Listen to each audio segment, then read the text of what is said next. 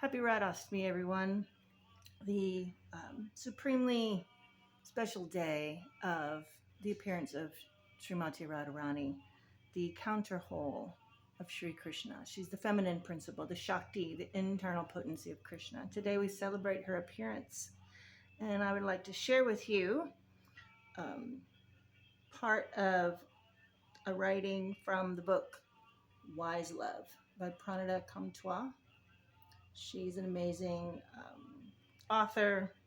She's a personal friend, teacher of mine, very dear to my heart, and I'd like to read from the chapter she entitles She Whom He Worships. Give you an understanding of the potency of Srimati Radharani in relationship to Sri Krishna. Here we go. Christ is the sacrifice, Buddha the wise one, Krishna the lover, and Radha the soul of consciousness. Krishna is the soul of souls. Radha is his soul. This is very important. She is non-different from Krishna. She is his counter whole, not counterpart, counter whole. Just meditate on that. It means a lot. And the more you think about that concept, the richer the idea of Srimati Radharani, not just the idea of Srimati Radharani, but the depths of her love and what we can learn from Srimati Radharani is exemplified by thinking, not just thinking, but understanding her in this way as Krishna's counter whole. She's a supreme power, and he's a supremely powerful. Although Krishna is irresistibly charming, can't deny that, right? Radha surpasses him in beauty, love, charm, and in knowledge of the arts. The perfection of her life is the happiness of her beloved Krishna. Srila Rupa Goswami writes, Rupa Goswami is, he was a direct disciple of Lord Chaitanya Mahaprabhu, who was instructed to write about Bhakti by his spiritual master, Sri Chaitanya Mahaprabhu. So Rupa Goswami writes, she is the jasmine flower that attracts the bumblebees of the Prince of Rajas, Krishna's heart. She is filled with all transcendental virtues. Her smiling golden face expertly eclipses the glory of the full autumn moon. Her heart is sprinkled with pure love for her friends. She is very sweet, playful, and is a treasure chest of priceless rubies of pure love for Krishna. I love that. And this is something that to think about when we think about who God is, who the Supreme is, and in thinking of, in understanding Radha as Krishna's counter whole, is that the two cannot be separated. So actually God is a they.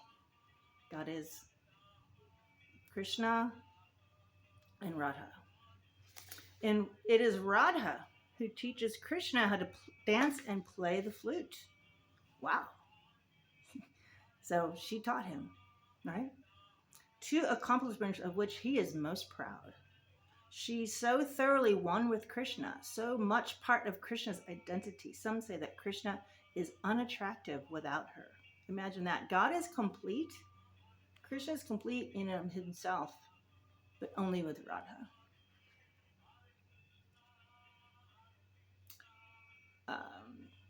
It's to Radha that Krishna bows, saying, you are my guru, my teacher in love. I'm your student. Your love makes me dance. Sri Radha captivates, entices, and controls Krishna in every way. Her joy far surpasses his own, so much that on seeing her ecstasy, Krishna hankers to taste it. So this illustrates one of the points that Pranada makes many times in Wise Love, is that this shows that love is even more powerful than God. So what does that tell us, not only about how we can approach Srimati Radharani, or not just how we approach her, but what we can learn from her about love, because she is love, According to the Bhakti tradition, the lover of God experiences more happiness than God. Mind-blowing, right? Such is the extreme wonder of wise love. Now, wise love is another word for Bhakti. It's a way of explaining Bhakti that Pranada uses over and over, hence the title, Wise Love, right? and the invitation Radha extends to us when we take up bhakti. Just as Krishna as a child submissively while his mother dresses him, he sits for Radha, who, having strung flower anklets, bracelets, garlands, and a crown, places the ornaments on him to her liking. It's she who encourages the Supreme to play the flute to call all souls to him as he sports through the world of consciousness. Radha is the tender-hearted, feminine counterwhole of the Supreme Being. I outlined that. The green there is what I highlighted that, right? Radha is the tender-hearted, feminine counterwhole of the Supreme Being. Her mercy is readily available to the sincere soul, and when she recommends someone to Krishna, he at once accepts that person into his company. Krishna walks a tightrope between divinity and his human likeness. He's completely divine, but he acts fully human. He is all-knowing. He is fully independent. He has forgotten himself. Therefore, he considers himself completely dependent on Radha and her love. He's controlled by the Shakti, the power, the inner power of wise love that Radha personifies. Radha has charmed him off his throne. Knowing that he enjoys this intimacy, Radha regularly makes arrangements to bring more souls into his company. And because she is tender-hearted, she personally empowers our Prema Kirtan when the Maha Mantra is chanted, beckoning us to the world of love and giving us a taste of that love. She is the exemplar lover, the shelter of all affection, and ultimately, for many bhaktas, the transcendental goal. So again, she whom he worships, Srimate Radharani, on her most special and blessed day that we celebrate her appearance. Here we have Radharani as I dressed her here in Radha Kalachandji Dham. I'm also named after her. Lavanga Latika is a name for Radharani that means one with delicate limbs who clings to God.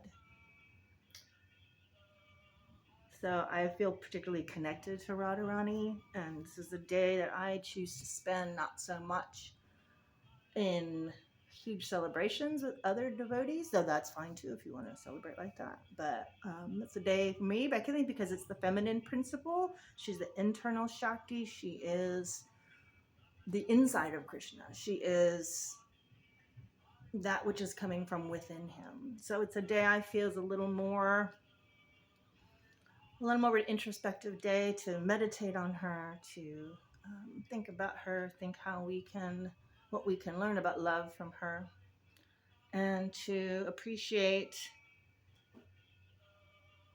the feminine divine principle. Because there's certainly a need for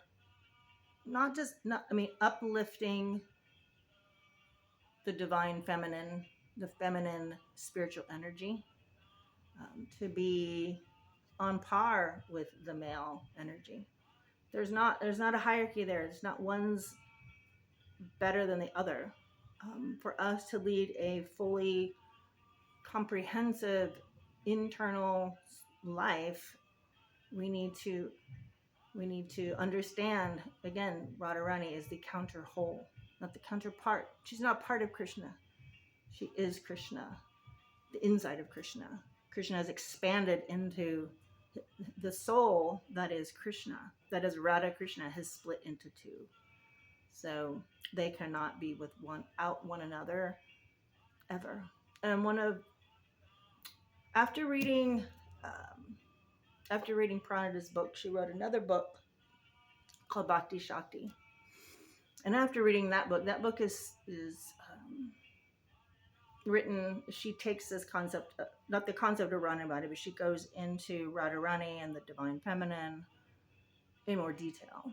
And one of the things that I took away from that in a practice that I try to remember is when I say Krishna, that really it's Radha Krishna. Radha Krishna. So when we say we've been blessed by Krishna, we've been blessed by Radha Krishna. Radha Krishna guides our lives. Radha Krishna is whom we've given our heart to in Bhakti. All right. Thanks so much. If any of this interests you and you have some questions about Bhakti, about Radharani, about Radha Krishna, let me know in the comments. All right. Thanks much. Bye.